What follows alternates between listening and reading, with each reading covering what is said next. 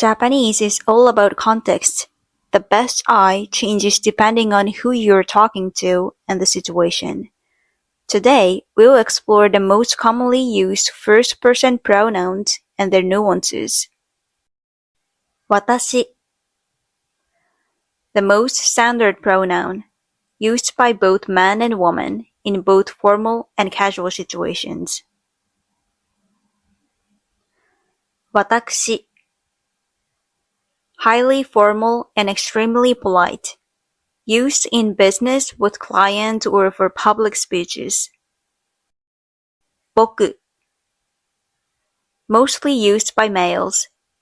Soft, polite, yet casual. It is also used by some females with a boyish image. Ore. Predominantly used by males. Very casual and assertive. In formal settings or with superiors, it can sound rude or rough. Jibun. Often used by males in sport or military-like settings. Sounds humble, yet slightly detached. Atashi.